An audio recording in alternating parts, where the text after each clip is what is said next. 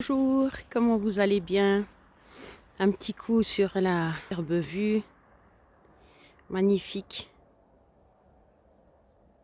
On pourrait dire le calme, mais non, pas complètement calme.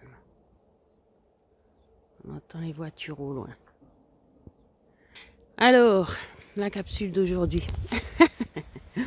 c'est sur prendre soin de soi, bien sûr. C'est sur écouter son corps. C'est sur réagir aussi dès que son corps nous parle. Alors, je parle toujours d'expérience, hein, donc c'est-à-dire mes expériences à moi, pour vous dire que je vous avais déjà dit donc le corps parle, et puis que c'est au début c'est pas forcément super facile de comprendre ce qu'il veut nous dire, mais plus vous vous y accrochez, plus vous arriverez à le comprendre en fait. Je vous donne d'autres exemples. Si vous avez un bébé, en tout cas pour les femmes, elles n'ont pas reçu forcément de mode d'emploi ou quelques bouquins elles auront lu peut-être, mais sinon tout le reste à découvrir parce que chaque bébé est différent. Donc au bout de tant de mois, elle sait exactement définir les pleurs, si c'est pour manger, si c'est pour parce qu'il est fatigué, si c'est parce qu'il a mal aux dents, etc. La même chose pour le père s'il est très attentif et très présent. La même chose, je disais, si vous avez par exemple un animal dans une cage, malheureusement, non je rigole, et puis que vous décidez de lui rajouter un autre compagnon pour qu'il ne soit pas tout seul, si tout d'un coup vous voyez qu'un des animaux, un des deux rappe sur l'autre, comme on dit vulgairement, vous saurez qu'il y a un souci. Donc qu'est-ce que vous faites? Vous l'enlevez. Là c'est la même chose avec votre corps.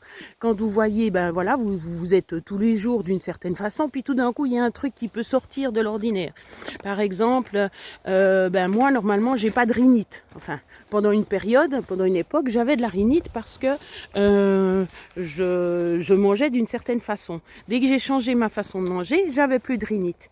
Et puis là, tout d'un coup, hier soir, j'ai senti que c'était revenu. Et puis, j'ai froid au nez. Hein. Puis heureusement, là, je peux mettre, parce qu'avec mes lunettes, un peu, il y a de la buée. Et puis en plus, elle part même pas. Elle est dessus, elle reste. Ah elle est très bien dessus. Ok, d'accord. Ça fait un peu Touareg.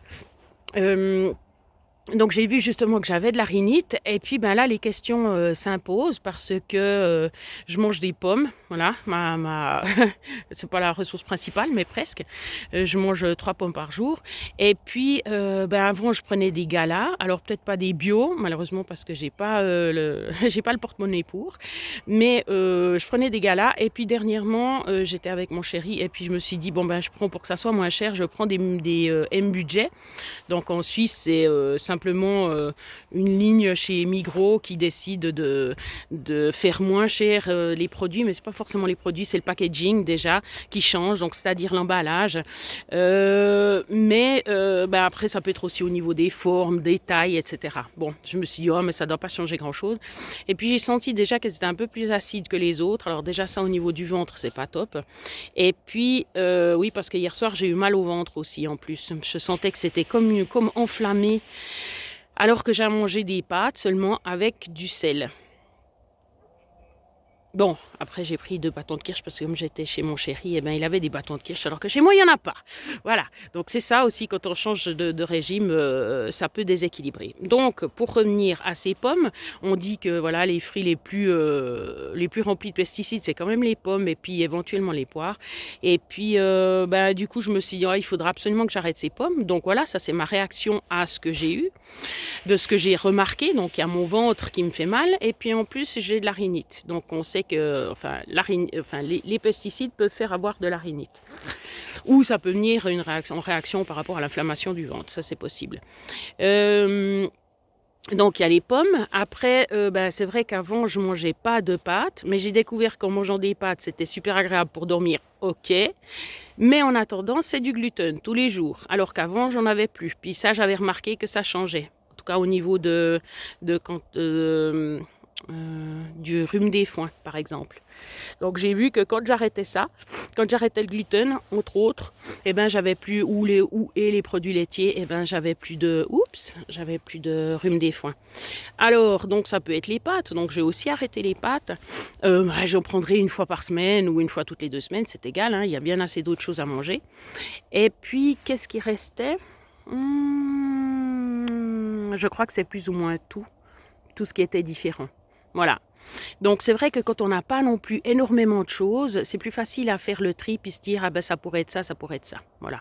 Donc c'était juste pour vous dire que vous pouvez faire la même chose tout seul. Analyser justement s'il y a des odeurs corporelles qui changent, s'il y a des gaz, s'il y a des boutons, s'il y a n'importe quoi. C'est bon, mais mes cernes, je sais que c'est parce que je dors pas assez. Donc ça va être réglé bientôt. Et puis, oui, qu'est-ce qu'il peut y avoir d'autre? Par exemple, des douleurs articulaires, par exemple, voilà, tout ce qui change d'habitude, ou bien la couleur de votre urine le matin. Bien sûr, ça peut changer si, par exemple, vous avez mangé des racines rouges. Rien que ça, vous avez déjà constaté vous-même. Donc, vous arrivez à voir vous-même qu'il y a des changements. Donc, simplement, voilà, si c'est de la racine rouge, c'est pas censé être mauvais. Après, trop de racines rouges, c'est quand même beaucoup de sucre, donc c'est quand même à déconseiller, même si c'est bien pour d'autres choses dans le corps, évidemment, parce que sinon, la personne qui a créé ces légumes ne l'aurait pas créé.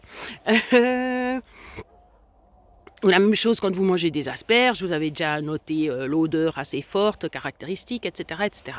Bon. Donc vous pouvez faire ça vous-même, analyser vous-même et faire les changements vous-même, les tests, parce que c'est pas le médecin qui fera les tests à votre place. Donc c'est pour ça que vous êtes toujours le mieux placé pour faire tout ça. Voilà. Donc ça c'était une petite courte sur les changements que vous pouvez faire vous-même, vous analyser et puis vous garder en bonne santé tout seul. Prenez soin de vous.